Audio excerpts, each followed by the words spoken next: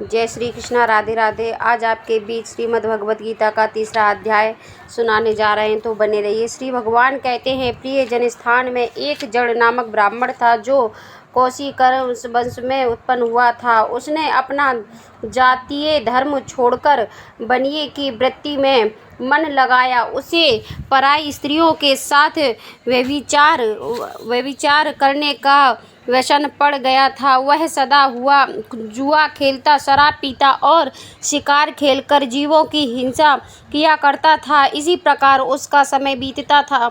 धन नष्ट हो जाने पर वह व्यापार के लिए वह तो दूर बहुत दिशा में चला गया। वहाँ से धन कमाकर घर की ओर लौटा। बहुत दूर तक का रास्ता उसने तय कर लिया था। एक दिन सूर्यास्त हो जाने पर जब 10 दिशाओं में अंधकार फैल गया, तब एक वृक्ष के नीचे उसे लुटेरों ने धर दबाया और शीघ्र ही उसके प्राण ले लिए। उसके धर्म का लोप हो गया था, इसलिए वह बड़ा भयानक प्रेत हुआ। उसका पुत्र बड़ा धर्मात्मा और वेदों का विद्वान तथा उसने अब तक पिता के लौट आने की राह देखी। जब वे नहीं आए तब उनका पता लगाने के लिए वह स्वयं भी घर छोड़कर चल दिया। वह प्रतिदिन खोज करता, मगर राहगीरों से पूछने पर भी उसे उनका कुछ समाचार नहीं मिलता था। तदंतर एक दिन एक मनुष्य से उसकी भेंट हुई जो उसके पिता का सहायक था। उससे सारा हाल जानकर उसने पिता की मृत्यु पर बहुत शोक किया। वह बड़ा बुद्धिमान था। बहुत कुछ सोच विचार कर पिता का पारलौकिक कर्म करने की इच्छा से आवश्यक सामग्री साथ ले उसने काशी जाने का विचार किया। मार्ग में 7-8 मुकाम डालकर वह 9वें उसी दिन उसी वृक्ष के नीचे पहुंचा जहां उसके पिता मारे गए थे। उस स्थान पर उसने संध्योपासना की और गीता के 3रे अध्याय का पाठ किया। इसी समय आकाश में बड़ी भयानक आवाज़ हुई। उसने अपने पिता के भयंकर आकार में देखा। फिर तुरंत ही अपने सामने आकाश में उसे एक सुंदर विमान दिखाई दिया जो महान तेजस्व व्याप्त था। उसमें अनेकों क्षुद्र घटिकाएं लगी थीं। उसके तेज से समस्त दिशाएं आलोकित हो रही थीं। यह दृश्य देखकर उसके चित्त की व्यग्रता दूर हो गई। उसने विमान पर अपने पिता को दिव्य रूप धारण किए विराजमान देखा। उनके शरीर पर पीताम्बर शोभा पा रहा था और मुनिजन उनकी स्तुति कर रहे थे। उन्हें देखते ही पुत्र ने प्रणाम किया। तब पिता ने भी उसे आशीर्वाद दिया। तत्पश्चात उसने पिता से यह सारा वृत्तांत पूछा। उसके उत्तर में पिता ने सब बातें बताकर इस प्रकार कहना आरंभ किया, बेटा देववश, मेरे निकट गीता के 3 अध्याय का पाठ करके तुमने इस शरीर के द्वारा किए हुए दुष्चर्य कर्म बंध से मुझे छुड़ा दिया। अब घर लौट जाओ, क्योंकि जिसके लिए तुम काशी जा रहे थे वह प्रयोजन इस समय 3 अध्याय के पाठ से ही सिद्ध हो गया। पिता के यूँ कहने पर पुत्र ने पूछा, तात मेरे हित का उपदेश दीजिए तथा और कोई कार्य जो मेरे लिए करने योग्य हो बतलाइए।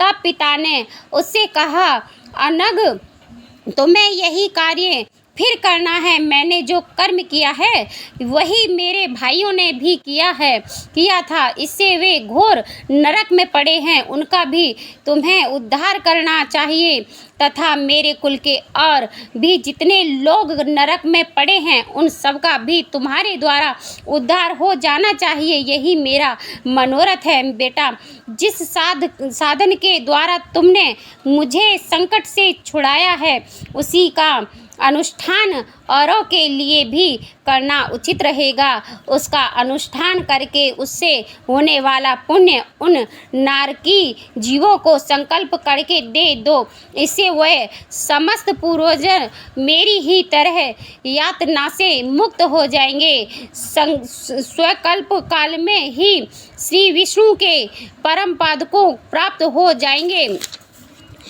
पिता का यह संदेश सुनकर पुत्र ने कहा, तात यदि ऐसी बात है और आपकी भी ऐसी ही रुचि है तो मैं समस्त नारकी जीवों का नरक से उद्धार कर दूंगा। यह सुनकर उसके पिता बोले, बेटा एवं मस्तु तुम्हारा कल्याण हो, सब मेरा अत्यंत प्रिय कार्य संपन्न हो गया। इस प्रकार पुत्र को आशीर्वाद देकर उसके पिता भगवान विष्णु के परम धाम को चले गए।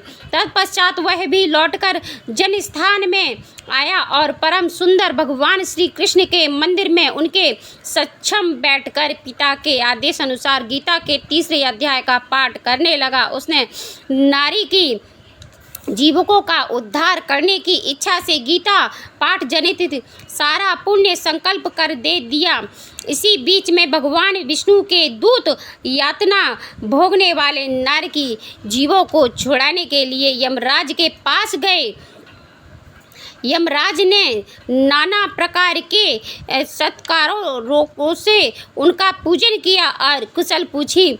वे बोले, धर्मराज हम लोगों के लिए सब और आनंद ही आनंद है। इस प्रकार सत्कार करके पितृ लोकों के सम्राट परम बुद्धिमान यम ने विष्णु दूतों यम लोकों में आने का कारक पूछा।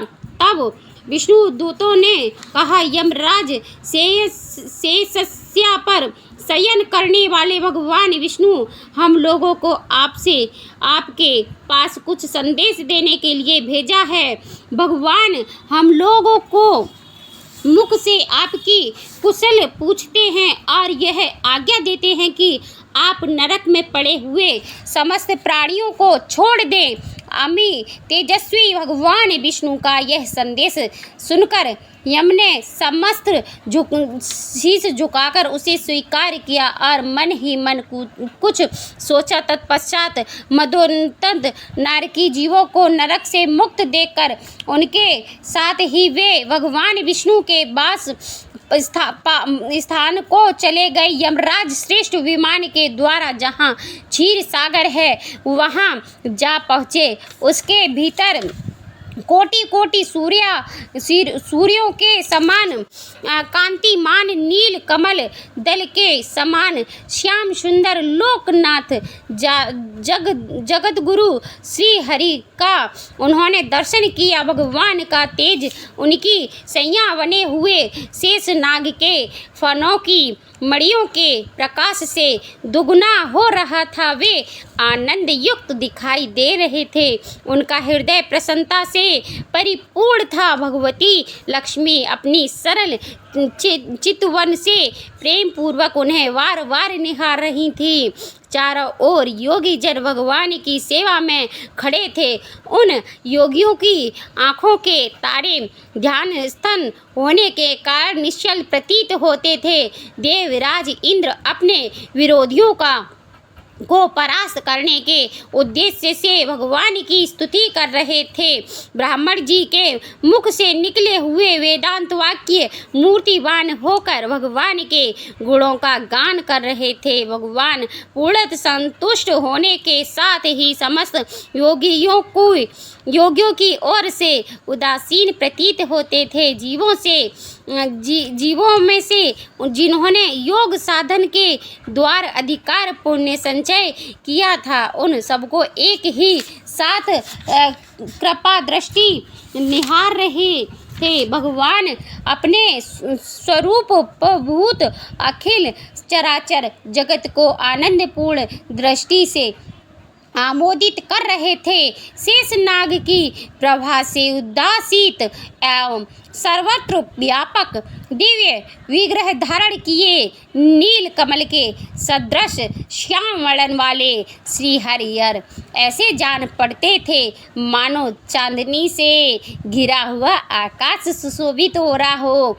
इस प्रकार भगवान की झांकी करके यमराज अपनी विशाल बुद्धि के द्वारा उनकी स्तुति करने लगे। यमराज बोले, संपूर्ण जगत का निर्माण करने वाले परमेश्वर, आपका अंतकरण अत्यंत निर्मल है। आपके मुख से ही वेदों का प्रादुर्भाव हुआ है। आप ही विश्वरूप और उसके विधायक ब्रह्मा हैं। आपको नमस्कार है। अपने बल और वेग के कारण जो अत्यंत दुर्गस प्रतीत होते हैं, ऐसे दानवेंद्रों का अभिमान चूर्ण करने वाले भगवान विष्णु को नमस्कार है। पालन के समय सत्वमय शरीर धारण करने वाले विश्व के आधारभूत सर्वव्यापी श्री हरिहर को नमस्कार है। समस्त देहधारियों की पातक राशियों को दूर करने वाले परमात्मा को प्रणाम है। जिनके ललाटवर्ती नेत्र के तनिक सा खुलने पर भी आग की लपटें निकलने लगती हैं, उन रुद्र धारिये आप परमेश्वर को नमस्कार है।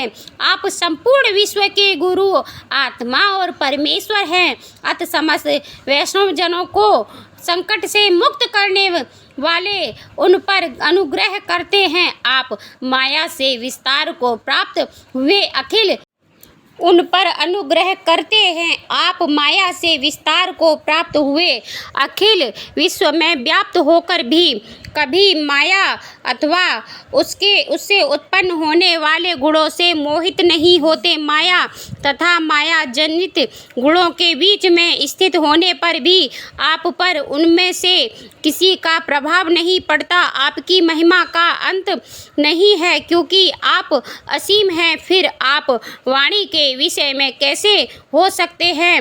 अत मेरा मौन रहना ही उचित है। इस प्रकार स्तुति करके यमराज ने हाथ जोड़कर कहा, जगत गुरु, आपसे आदेश से इन जीवों को गुण रहित होने पर भी मैंने छोड़ दिया है। अब मेरे योग्य और जो कार्य हो उसे बताइए। उनके जो यूँ कहने पर भगवान मधुसूदन मेघ के समान गंभीर वाणी द्वारा मानो अमृत वर्ष से सींचते हुए बोले, धर्मराज, तुम सबके प्रति समान भाव रखते हुए लोगों का आपसे उद्धार कर रहे हो। तुम पर देहधारियों का भार रखकर मैं निश्चित हूँ। अत तुम अपना काम करो और अपने लोक को लौट जाओ। यो कहकर भगवान अंतर ध्यान हो गए। यमराज भी अपनी पुरी को लौट आए। तब वह ब्राह्मण अपनी जाति के और समस्त नारी के जीवों का नरक से उद्धार करके स्वयं ही श्रेष्ठ विमान द्वारा श्री विष्णु धाम को चला